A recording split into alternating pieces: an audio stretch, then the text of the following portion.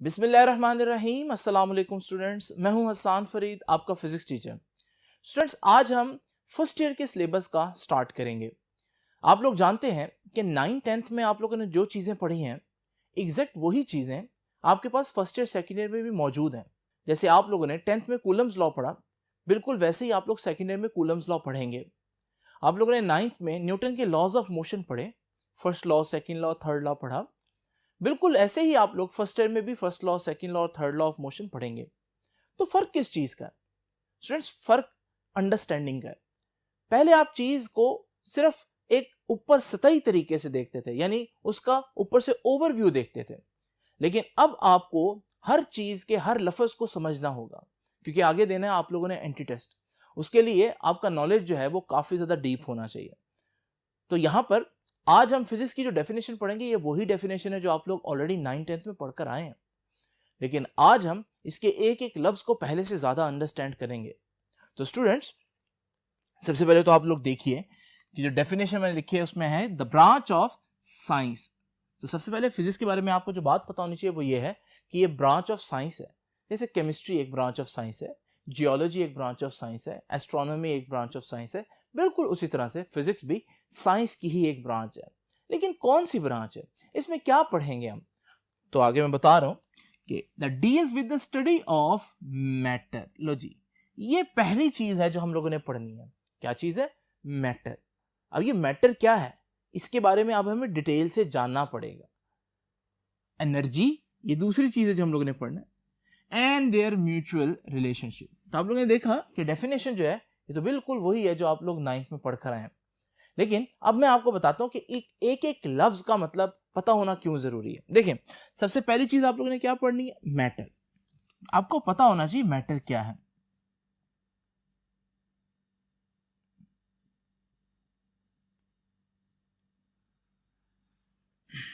आसान अल्फाज में अगर हम देखें तो मैटर क्या है, आपके लेवल की डेफिनेशन जो है वो ये है कि अगर हमारे पास दो तीन कंडीशंस कोई चीज पूरी कर रही हो तो हम उसे मैटर कहते हैं। ठीक है? नंबर 1, अगर किसी चीज का मैस हो, ठीक है, अगर कोई चीज वॉल्यूम रखती हो, ठीक है,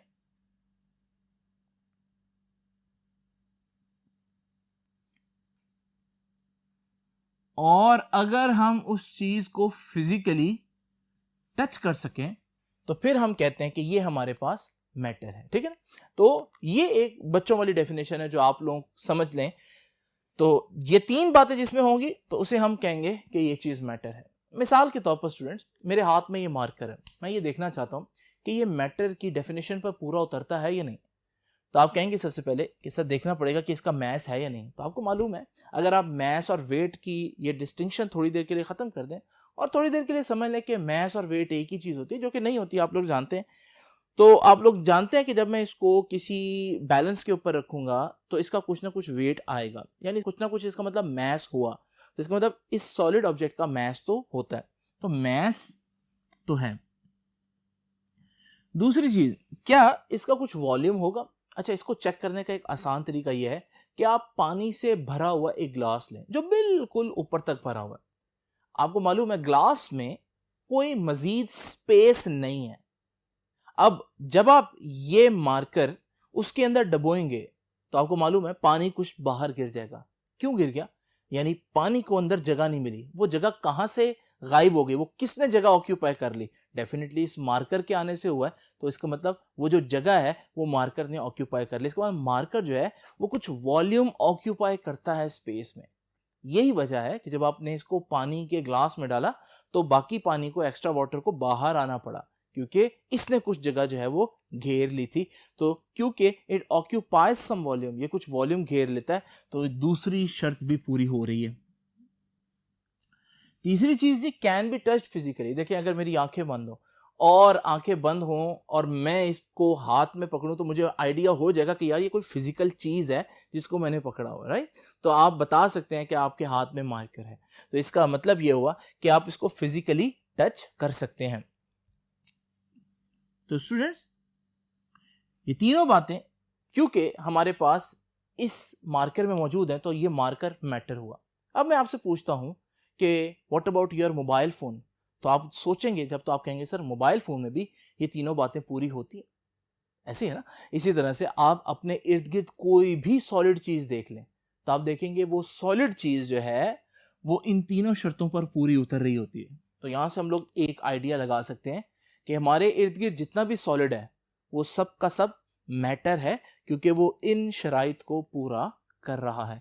तो स्टूडेंट्स हम कह सकते हैं यहाँ से कि हमारे पास जो मैटर है, हमारे इर्द गिर्द जो मैटर है उसमें एक टाइप है मैटर की सॉलिड की फॉर्म में। ठीक है, तो हमारे इर्द गिर्द जितने भी सॉलिड्स हैं वो सब के सब मैटर हैं। Now let's talk about liquid. Liquid का भी वही तरीका है। आपके पास पानी की कुछ क्वांटिटी है, ठीक है, आप उस पानी को जब बैलेंस के ऊपर रखेंगे तो उस पानी का कुछ ना कुछ वजन आएगा। जैसे आप दूध जब लेने जाते हैं या दही लेने जाते हैं तो वो तराजू के ऊपर रख कर उसको तोलता है, इसका मतलब उसका कुछ ना कुछ वजन है, तो इसका मतलब लिक्विड का भी मैस होता है। इसी तरह से स्टूडेंट्स आप देखेंगे कि लिक्विड्स का वॉल्यूम भी होता है। अगर आपके पास 1.5 लीटर की एक खाली बोतल है, आप उसके अंदर पानी डालना शुरू कर दें तो एक वक्त आएगा पानी बाहर गिरना शुरू हो जाएगा जब बोतल भर जाएगी। क्यों ऐसा वक्त आया?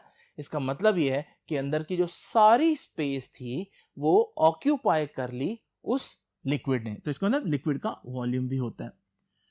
उसके बाद इसको भी फिजिकली टच किया जा सकता है, ठीक है, इसको फिजिकली डिटेक्ट किया जा सकता है। तो हमारे पास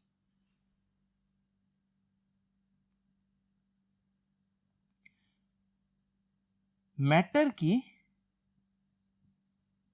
एक और टाइप जो हमारे इर्द गिर्द मौजूद है वो है लिक्विड। अब बच्चों मैं आपसे पूछता हूं कि कोई ऐसी चीज बताएं जो कि मैटर ना हो। जब मैं ये सवाल बच्चों से क्लासरूम में पूछता हूं तो सबसे पहली चीज जो उनको दिमाग में आती है और सबसे ज्यादा आंसर जो मुझे मिलता है वो है कि सर हवा या गैस। बच्चे कहते हैं कि गैस या हवा जो है हमारे इर्द गिर्द ये मैटर नहीं है। अच्छा, ज्यादातर बच्चे यही जवाब देते हैं। आइए जरा चेक करते हैं कि क्या यह बात दुरुस्त है या नहीं। तो हमारे पास क्राइटेरिया तो मौजूद है, तो हम देखते हैं क्या हवा या कोई भी गैस इस क्राइटेरिया को फॉलो करती है या नहीं करती। तो सबसे पहले देखते हैं कि हवा या गैस का मैस या वेट समझ लें होता है या नहीं होता। तो स्टूडेंट्स इसके लिए मैं एक आसान बात बच्चों से पूछता हूं। अगर आप लोगों ने कभी सिलेंडर, गैस का सिलेंडर भरवाया हो तो आपको पता होगा जब आपका सिलेंडर खाली होता है और आप उसको दुकान पर लेकर जा रहे होते हैं भरवाने के लिए तो वो हल्का होता है, और जब आप उसमें गैस भर लेते हैं और भरवा कर वापस लेकर आ रहे होते हैं तो वो काफी भारी हो चुका होता है। अब इसका मतलब वजन तो बढ़ गया। आपने उसके अंदर क्या डाला जो उसका वजन बढ़ गया? तो आप कहेंगे सर गैस ही डाली थी। तो इसका मतलब जो गैस होता है उसका वजन होता है, तो उसका मैस भी होगा। आम हालत में हमारे पास गैस की क्वांटिटी इतनी कम होती है, जैसे मैंने यहां पर हाथ किया, मेरे हाथ के ऊपर एयर है ना, मुझे फील क्यों नहीं हो रही? मार्कर रखूंगा तो इसका वजन मुझे महसूस होता है, लेकिन मेरे हाथ के ऊपर जो हवा है उसका वजन क्यों नहीं महसूस हो रहा? वो वजन इतना कम है इस वजह से महसूस नहीं हो रहा। लेकिन अगर कोई चीज बहुत कम हो तो हम ये थोड़ी ना कहते हैं कि वो चीज है ही नहीं सिरे से।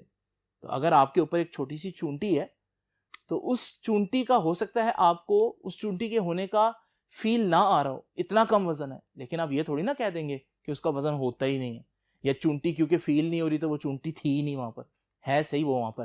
तो बिल्कुल ऐसे ही हमारे पास आमतौर पर गैसेस का मैस क्योंकि कम होता है तो इस वजह से हम समझते हैं कि गैस का मैस नहीं होता, लेकिन अगर आप देखें तो गैस का मैस होता है। बिल्कुल इसी तरह से अगर आप सीएनजी जो भरवाते हैं गाड़ियों में तो वो भी हमारे पास कंप्रेस्ड नेचुरल गैस है, लेकिन आप देखें जब आप सीएनजी भरवाते तो आप क्या कहते हैं, इतने किलो सीएनजी भर दो, इसका मतलब उसका भी वजन होता है।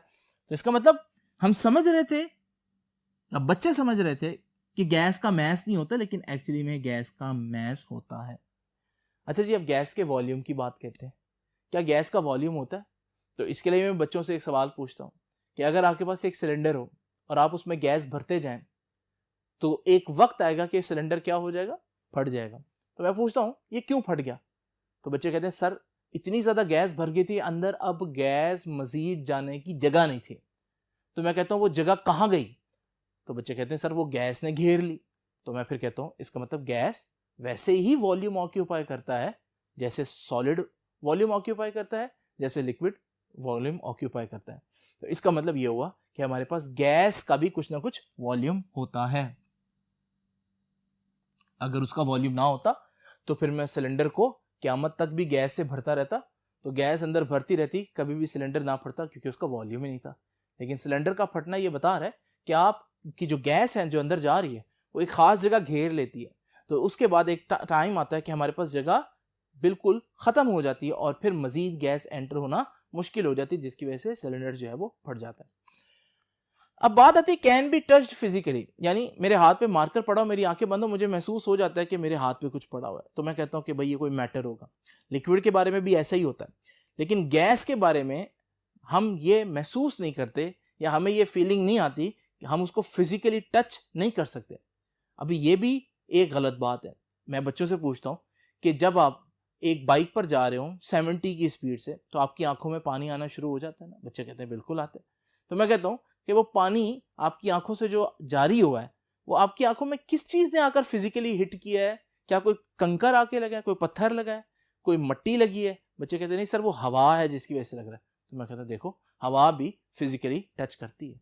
आम हालत में जैसे मैं अब यहाँ पर हूँ, यहाँ पर हवा इतना कम फ्लो रखती है कि वो मुझे फील नहीं होती, ठीक है। लेकिन अगर वही बात, अगर कोई चीज़ बहुत कम जो है वो इफेक्ट कर रही है, तो इसका मतलब ये नहीं मैं कहूँगा कि वो चीज़ सिरे से है ही नहीं।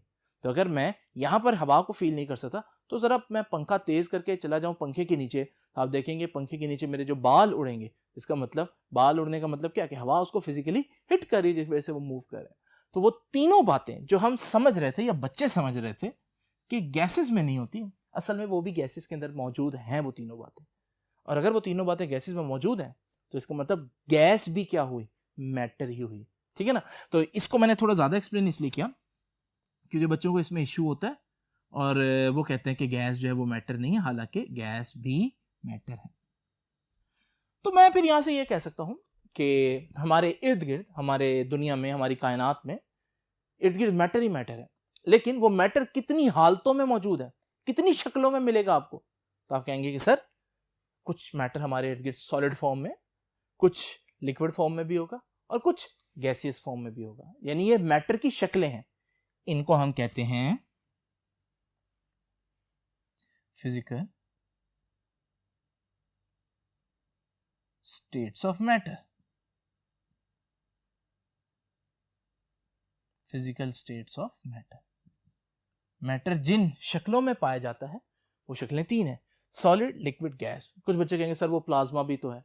भाई इस तरह से अगर हम देखें तो ना सिर्फ प्लाज्मा है बल्कि मैटर की और भी स्टेट्स बनती हैं। हम क्योंकि चीज़ों को सिंपल रखना चाहते हैं आपके लेवल पर, तो आप लोग बस याद रखिएगा कि सॉलिड, लिक्विड और गैस जो है वो हमारे पास मैटर की फिजिकल स्टेट्स हैं। आप देखें ये सारी डिस्कशन कहाँ से निकली? ये इस लफ्ज़ से निकली। यानी अगर आप फिजिक्स की डेफिनेशन को वाकई अंडरस्टैंड करना चाहते हैं तो सिर्फ आपको एक लफ्ज़ को रट्टा नहीं मारना कि मैटर क्या है, आपको पता होना चाहिए कि मैटर क्या है, ताकि कल को आपको पूछे, आपके इर्द गिर्द जो मौजूद चीज़ें हैं उनमें से कोई पूछे कि ये चीज़ मैटर है या नहीं, तो आप इन क्राइटेरिया पर उसको जज करके चेक कर सको कि वाकई ये मैटर है या नहीं। नाउ स्टूडेंट्स, अब आप सोच रहे होंगे कि जल्दी से सर बताएं कि एनर्जी क्या होती है। अब आप सोचें कि ये तो हो गया मैटर। अगर मैटर में ये तीन बातें हैं तो मैं कहूंगा एनर्जी वो चीज है जिसमें ये तीन बातें ना हो। अब मैं आपसे पूछता हूं कोई चीज बताएं जिसमें ये तीन बातें ना हो, यानी वो चीज मैटर ना हो।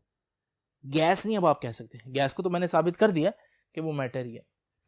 अब कुछ क्लेवर बच्चे जो हैं वो कहते हैं कि सर लाइट। अभी लाइट वाकई में एक ऐसी चीज है जो आपके इन क्राइटेरिया पर पूरी उतर रही होगी। मिसाल के तौर पर अगर आप देखें तो हमारे पास जो लाइट है उसका मैस नहीं होता, ठीक है। एटलीस्ट आप लोगों ने जो पढ़ा है अभी तक उसमें आपने देखा कि लाइट जो है उसका वजन, उसका मैस नहीं होता। इसी तरह से जब हम बात करते हैं वॉल्यूम की, तो लाइट जो है वो वॉल्यूम ऑक्यूपाई नहीं करती। इसी तरह से आप देखेंगे कि लाइट को फिजिकली टच भी नहीं किया जा सकता, पकड़ा नहीं जा सकता। मार्कर को तो मैं ऐसे पकड़ा था, ठीक है, ऐसे पकड़कर इधर कर दिया, इधर कर दिया, ये सारा मेरे इख्तियार में। लेकिन लाइट को पकड़कर, टॉर्च से निकलने में लाइट को पकड़ के मैं ऐसे ऐसे नहीं कर सकता, इसको फिजिकली ग्रैब नहीं कर सकता। तो इसका मतलब लाइट एक ऐसी चीज है जो मैटर नहीं है, इसलिए मैं इसको इधर लिख देता हूं। इसके अलावा बच्चे एग्जांपल देते हैं हीट की। ये जो हरारत होती है, हीट का कोई वजन नहीं होता, ऐसे हीट का कोई वॉल्यूम भी नहीं होता, हीट को फिजिकली टच भी नहीं किया जा सकता, उसको ग्रैब नहीं किया जा सकता। तो इसी तरह से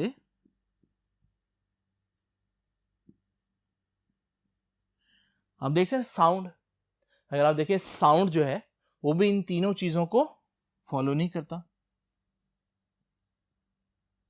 यानी कुछ चीजें हमारे इर्द गिर्द वाकई ऐसी हैं जो मैटर नहीं है। अगर ये मैटर नहीं है तो फिर ये क्या है? यही तो एनर्जी है। तो बेसिकली ये है एनर्जी, जो कि दूसरा वर्ड है डेफिनेशन का। अब आपको पता चल गया कि हमारे पास मैटर क्या होता है और एनर्जी क्या होती है। यानी मैं कह सकता हूं कि जो हमारी फिजिक्स की ब्रांच है, उसमें एनर्जी है और उसमें मैटर को स्टडी करते हैं। यानी वही चीज जो मैंने अल्फाजों में यूं लिखी, स्टडी ऑफ मैटर एनर्जी, उसको मैंने आपके सामने ड्रॉ करके बता दिया कि physics is the study of energy and study of matter. Energy क्या है, मैटर क्या है, वो मैं डिटेल में आपको बता चुका हूं। एक चीज अब आप फौरन कहेंगे सर इसका भी बताएं कि व्हाट इज म्यूचुअल रिलेशनशिप।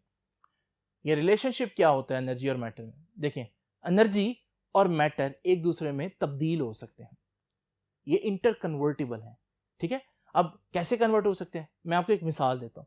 आप लोग जानते हैं जितना भी सॉलिड है वो मैटर है, तो यूरेनियम भी सॉलिड है, एक सब्सटेंस है यूरेनियम, वो भी मैटर है।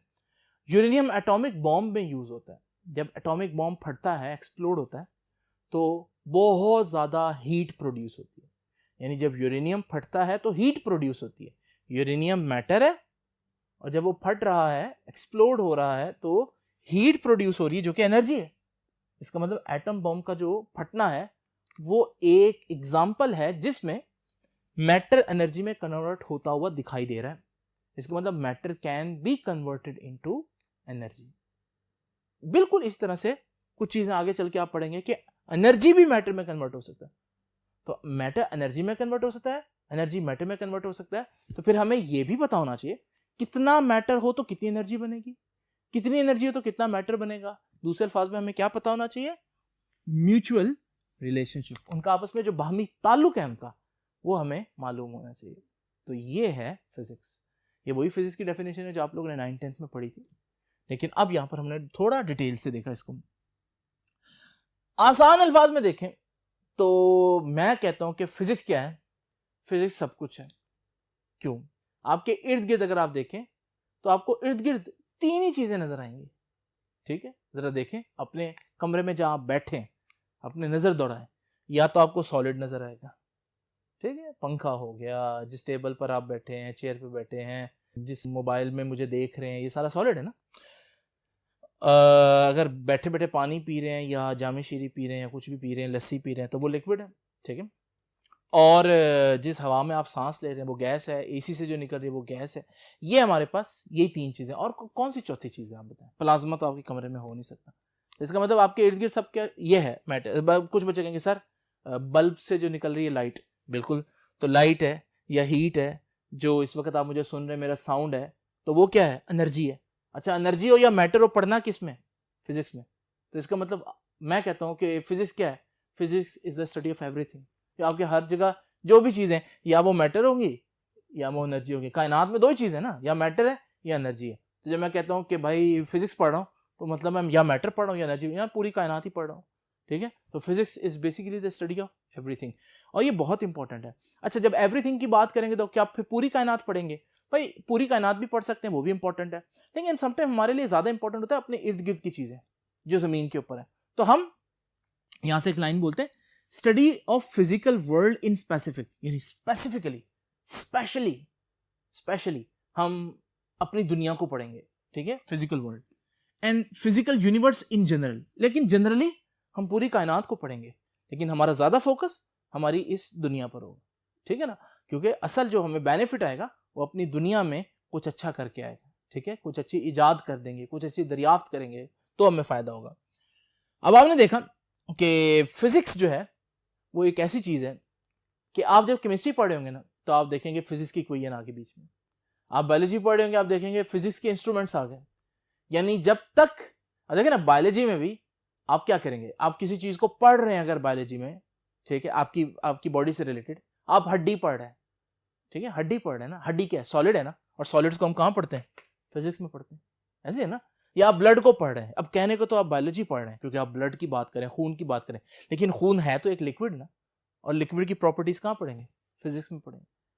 यानी आप जान नहीं छुड़ा सकते, आप जो मर्जी सब्जेक्ट पढ़ लें, आपको फिजिक्स की पहले जो है ना वो जान पहचान होनी पड़ेगी, तब जाकर आप बाकी सब्जेक्ट्स पढ़ पाएंगे। केमिस्ट्री देख लें, केमिस्ट्री में आप जी सल्फ्यूरिक एसिड, अच्छा नाम आपने सल्फ्यूरिक एसिड दे दिया, लेकिन सल्फ्यूरिक एसिड क्या है? एक लिक्विड है। तो लिक्विड की स्टडीज फिजिक्स में करते हैं, तो आपको फिजिक्स को पढ़ना पड़ेगा इससे पहले कि आप केमिस्ट्री पढ़ें। तो इसका मतलब फिजिक्स ने हर जगह पंगा लिया हुआ है, आपको फिजिक्स आना जरूरी है, तब जाकर आपको केमिस्ट्री, बायोलॉजी, जियोलॉजी, एस्ट्रोनॉमी ये सारे सब्जेक्ट्स आएंगे। तो इसका मतलब सबसे फंडामेंटल, सबसे इंपॉर्टेंट, सबसे बुनियादी चीज क्या है? सबसे बुनियादी चीज हमारे पास फिजिक्स है। Physics is the most fundamental science. इसलिए नहीं बार बार फिजिक्स की तारीफ करा क्योंकि मैं खुद फिजिक्स पढ़ाता हूँ, लेकिन ये हकीकत है कि फिजिक्स के बगैर बाकी चीजें नहीं पढ़ सकते। मैं कहता हूँ physics is like the alphabet, जैसे ABC है। आप देखें कि हमारे पास अगर आपने PhD तक भी पढ़ना है, PhD तक भी पढ़ना है, तो ABC चेंज नहीं होती। ABC तो वही है जो आपके 26 लेटर्स हैं। कोई PhD भी कर ले तो वही 26, वो कोई 27वां लेटर तो नहीं निकालता ना, वो उन्हीं को डिफरेंट तरीके से अरेंज करके एक नई चीज बना देते हैं, नए वर्ड्स बन जाते हैं, नए एसेस बन जाते हैं, नए चैप्टर्स बन जाते हैं, लेकिन लफ्ज या हर्फ वही 26 है। इसी तरह से हमारी उर्दू में भी है। तो जो अल्फाबेट्स हैं, जिस तरह अल्फाबेट्स के बगैर इंग्लिश सोच सकते हो पढ़ो, मुमकिन नहीं है, बिल्कुल इसी तरह से फिजिक्स के बगैर बाकी जो हमारी चीजें हैं वो आप नहीं पढ़ सकते। ठीक है, लेकिन ज्यादा तारीफ भी नहीं करनी आपने फिजिक्स की, बस इसको याद रखना, physics is an experimental science. ये सबसे इंपॉर्टेंट बात है कि साइंस जब हम कहते हैं तो उसका मतलब ही क्या है कि आप वो बातें करें जो आप साबित कर सकें। ठीक है, हम डेली लाइफ में बहुत सी ऐसी बातें करते हैं जो हम साबित नहीं कर सकते।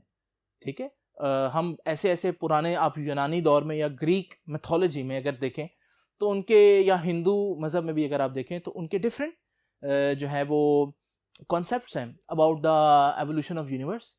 ठीक है, अब वो ऐसी चीजें हैं जो प्रूव नहीं हो सकती।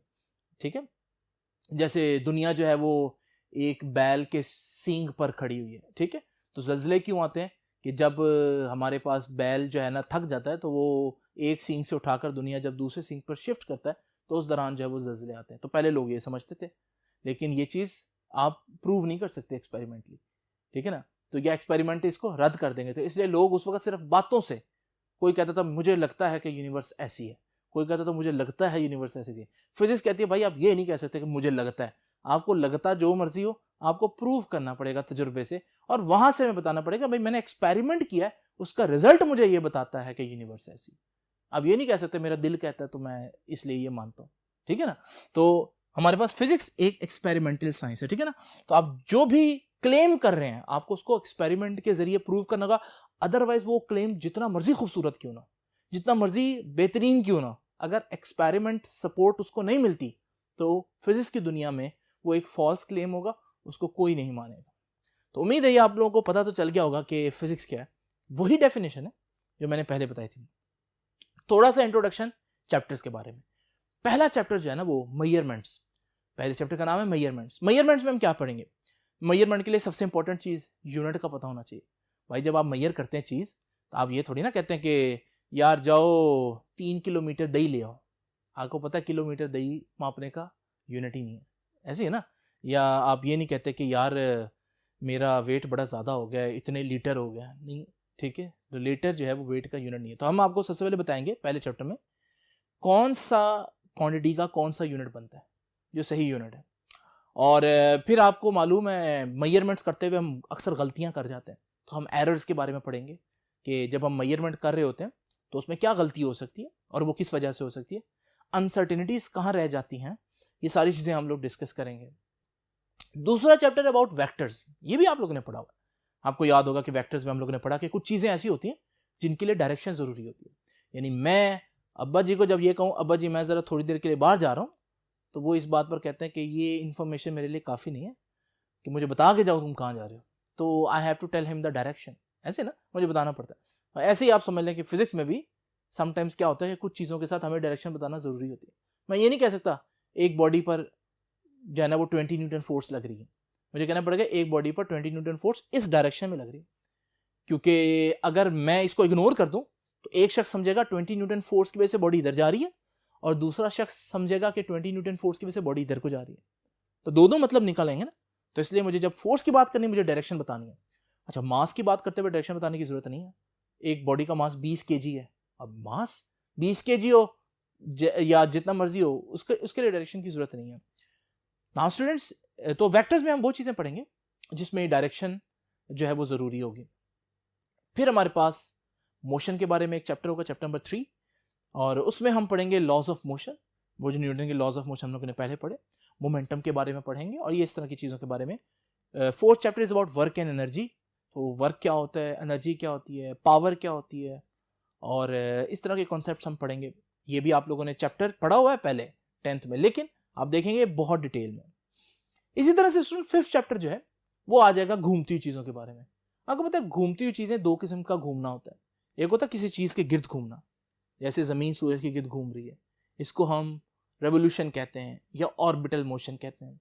एक होता है अपने एक्सिस पर घूमना, जैसे लट्टू घूमता है, जैसे ज़मीन अपने एक्सिस पर भी घूम रही है, जैसे फैन अपने एक्सिस पर घूम रहा है, इसे कहते हैं स्पिनिंग मोशन या रोटेशनल मोशन। तो हम यहाँ इस चैप्टर में दोनों चीज़ों को डिस्कस करेंगे, रोटेशनल मोशन क्या होता है और सर्कुलर मोशन क्या होता है, ठीक है, और उनकी डिफरेंट प्रॉपर्टीज़ हैं, डिफरेंट एस्पेक्ट्स हैं, और ये किस तरह से जो पहले मोशन जो स्ट्रेट लाइन मोशन थी, लीनियर मोशन थी, एक सीधी लाइन में हरकत करना, उससे ये डिफरेंट कैसे। छठे चैप्टर में हम पढ़ेंगे about fluid dynamics. Fluid dynamics में हम देखेंगे जो चीज़ें बहती हैं उनके क्या असूल हैं, वो किस तरह से बहती हैं, ठीक है। उसमें हम एक बहुत इंपॉर्टेंट लॉ पढ़ेंगे जिसे हम कहते हैं बर्नौलीज प्रिंसिपल। वो इतना इंपॉर्टेंट है जैसे न्यूटन फर्स्ट लॉ इंपॉर्टेंट है काइनेमैटिक्स में। तो हमारे पास हम बर्नौलीज इक्वेशन पढ़ेंगे, हम पढ़ेंगे कि जब चीज़ें नहीं, जब हम फ्लूइड्स की बात करेंगे तो फ्लूइड्स कैसे फ्लो करते हैं, ठीक है, कैसे एक जगह से दूसरी जगह पानी बहता है, गैस बहती है, ठीक है, ये सारी चीज़ें हम डिस्कस करेंगे। चैप्टर 7 जो है वो ऑसिलेशंस के बारे में। पेंडुलम आपने पढ़ा, पेंडुलम को छोड़ें तो ऐसे मूव करता रहता है, ऑसिलेट करता रहता है, मास स्प्रिंग सिस्टम को ऐसे खींचे तो वैसे मूव करता रहता है, ठीक है ना, तो ये ऑसिलेशन। तो ऑसिलेशंस के बारे में पढ़ेंगे और ऑसिलेशंस के बारे में डिफरेंट केसेस हम पढ़ेंगे, मास स्प्रिंग सिस्टम को देखेंगे, सिंपल पेंडुलम को देखेंगे, इनकी टाइम पीरियड का फार्मूला बनाने की कोशिश करेंगे, ये सारी चीज़ें हम देखेंगे ऑसिलेशन में। 8th chapter is about waves.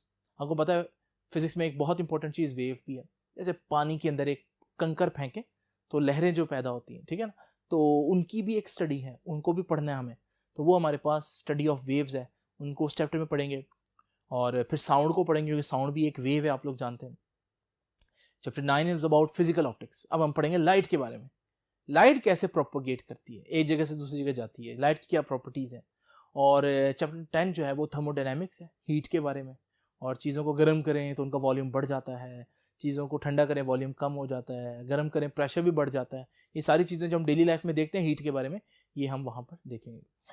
आखिरी बात ये कहूँगा कि फिजिक्स का सब्जेक्ट आप पढ़े ना पढ़ें, लेकिन फिजिक्स से आप जान नहीं छुड़ा सकते, ठीक है, क्योंकि आप जब भी गाड़ी इस्तेमाल कर रहे हैं आप फिजिक्स का प्रिंसिपल यूज़ कर रहे हैं। वो ड्राइवर जिसने कभी फिजिक्स नहीं पढ़ी, लेकिन जब वो गाड़ी चला रहा होता है तो उसे पता है मैंने अचानक ब्रेक लगाई तो मैं आगे जाकर शीशे में जाकर लगूंगा, क्यों, क्योंकि न्यूटन का फर्स्ट लॉ कहता है कि अगर कोई चीज़ चल रही हो तो वो चलते रहना चाहती है। तो जब गाड़ी फौरन रुकेगी तो क्योंकि वो शख्स मोशन में था, हरकत में था, तो वो चाहेगा कि हरकत में रहे, इस वजह से वो आगे जाकर लगता है। तो आप देखेंगे कि आप फिजिक्स को एज ए सब्जेक्ट पढ़ें या ना पढ़ें, आपको लाइफ में चलने के लिए, कामयाब रहने के लिए फिजिक्स का पता होना लाजमी। तो यहाँ आज का लेक्चर हमारा खत्म होता है, कल हम पहला लेक्चर स्टार्ट करेंगे। आपसे मुलाकात होगी इंशाल्लाह नेक्स्ट लेक्चर में, तब तक के लिए अल्लाह हाफिज़।